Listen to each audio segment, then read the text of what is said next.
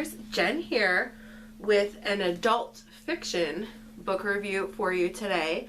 I did say in previous videos that I was reading A Discovery of Witches, and I've actually finished the first book and I'm about to start the second one.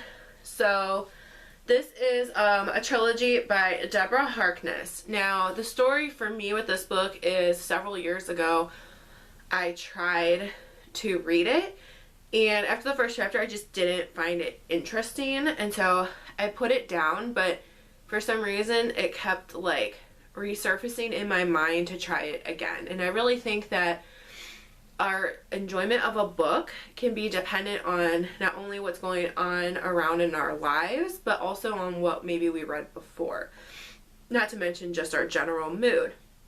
So I decided that I wanted to read it again because I wanted something really immersive.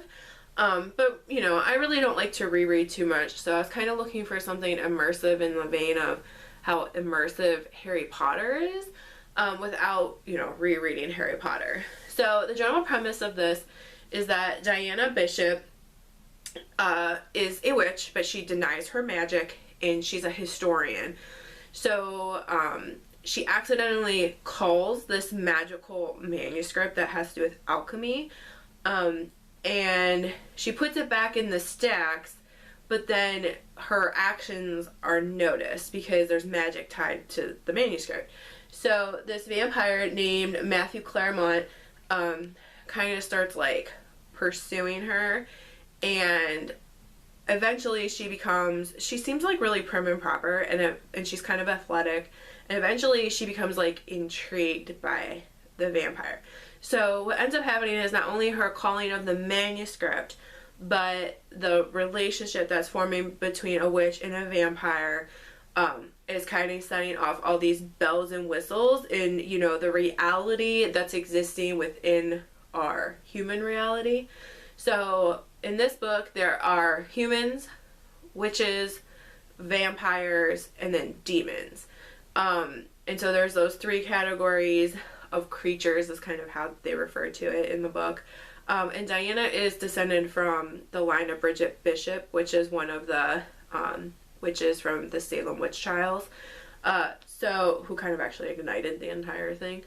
But anyway, so this was super enjoyable. At times there was a bit of information dump. There's a lot of science in here. There's a lot of tracking of DNA and clans. Matthew is not only a vampire, but he's also a scientist, so, and like a geneticist, at least in this lifetime, because he's like hundreds of years old. So there's lots of information dumping at times, and sometimes Diana's kind of annoying because she's so stubborn and almost childlike. And it's kind of funny because these characters are supposed to be around the age that I am. I'm 37, and I think they're between like 35 and 38. And she seems really childish, and I definitely don't consider myself like a super mature adultish person.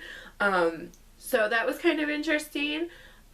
But the storyline is super intriguing. So you have like the history, the fantasy, mystery, there's romance all thrown in, and I really like all of those things. So I found this book really enjoyable. It ends on like a cliffhanger, but not an uncomfortable cliffhanger. I did go ahead, once I was enjoying it, I did go ahead and buy the second and the third book. And then there's also like a companion book, I guess you could call it.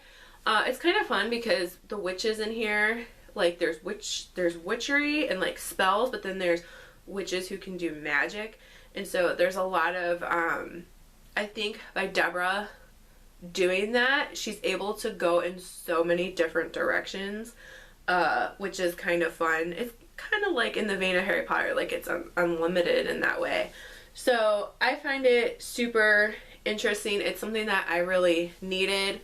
The lesson here is that a book may not resonate with you, but maybe you want to give it a second chance. I think the first time I tried reading it, oh boy, maybe like 3 years ago or even longer. So because I had seen it all over Bookstagram and I was curious and I like witchy things, but I thought it was really dry. And like, who knows what I read before? Maybe I read, you know, Six of Crows or something in Crooked Kingdom before it, and then picked it up and was like, this is kind of boring. It's really hard to say, but now, in retrospect, I don't know if I would enjoy Six of Crows and Crooked Kingdom if I were to read them now, because they're pretty dark. Not that this book isn't dark, there's a lot of dark elements, there's death in this book. I found this great site that I've mentioned before called Storygraph that's like an alternative to Goodreads, which I noticed Goodreads now has ads, and I'm kind of sick of these apps like getting invasive ads. For example, MyFitnessPal has super invasive ads from Under Armour. Like, MyFitnessPal is owned by Under Armour, but like, you really can't afford to have a free app. You're freaking Under Armour. Like, I think the base component should be fine without ads. Like, I don't understand why. And I work in marketing, so if I'm saying it's invasive and obnoxious, it's probably invasive and obnoxious. But I digress. So I found this great thing called Storygraph, and their setup is slightly different though. Well, first of all, the layout is way nicer than Goodreads, which seems kind of like stuck in, 2000 or something. But Storygraph also, not only is it a sleeker design, but you can put in content warnings. And not only can you put in content warnings, you can put in whether they're mild, moderate, or severe. So for example, the vampires in this book do feed on animals. It wasn't really super, super graphic. It was a little bloody, but I kind of like skimmed over it. But I'm very, very sensitive to that, and I get the gist of what's happening, jump down 3 lines kind of thing. So that's another great thing about Storygraph if you're very sensitive like I am, and then you can, see what content things there are and whether or not, what level of comfort you are with those elements. So I really enjoyed this. The second book is called Shadow of Night, and I don't want to spoil it by saying like how the books transition from the first to the second.